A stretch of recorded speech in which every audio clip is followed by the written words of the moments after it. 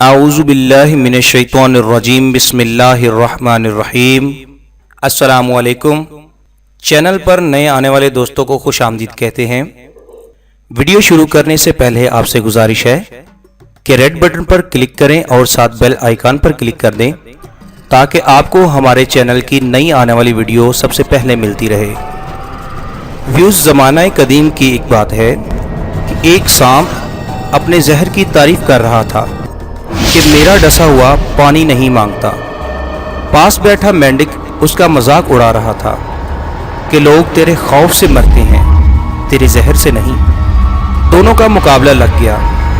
طے یہ پایا کہ کسی راہ گیر کو سانپ چھپ کر کاٹے گا اور مینڈک سامنے آئے گا، دوسرے راہ گیر کو مینڈک کاٹے گا اور سانپ سامنے آئے گا۔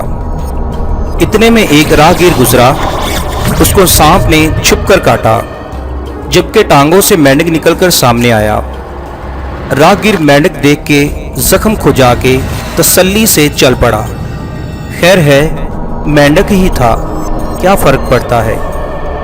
دونوں اسے دور تک جاتا دیکھتے رہے۔ وہ صحیح سلامت چلا گیا۔ دوسرے راہگیر کو مینڈک نے چھپ کر کاٹا اور سانپ پھن پھیلا کے سامنے آ گیا۔ راہگیر دہشت سے فوری مر گیا۔ دنیا میں ہر روز ہزاروں افراد مرتے ہیں جن کو دیگر امراض ہوتے ہیں یا کوئی بھی مرض نہیں ہوتا، جبکہ کرونا کی شرح اموات اس کا اشر اشیر بھی نہیں ہے۔ خدا را سوشل میڈیا پر مایوسی مت پھیلائیں۔ مسلمان موت سے نہیں ڈرتا، جب موت ایک اٹل حقیقت ہے جس نے نہ پیغمبروں کو چھوڑا نہ ولیوں کو۔ موت جب ہر حال میں آنی ہے پھر کرونا سے ڈر کیسا؟ احتیاط لازم ہے کریں، لیکن خوف کو خود سے الگ کر دیں۔ خوف اور مایوسی سے انسان کی قوت مدافعت ختم ہو جاتی ہے جو کسی بھی بیماری سے لڑنے کے لیے بہت ضروری ہوتی ہے۔ کرونا کے ہزاروں مریض صحت یاب ہو چکے ہیں اور ہو رہے ہیں۔ موت اس کو آتی ہے جس کی زندگی کے دن پورے ہو چکے ہوں۔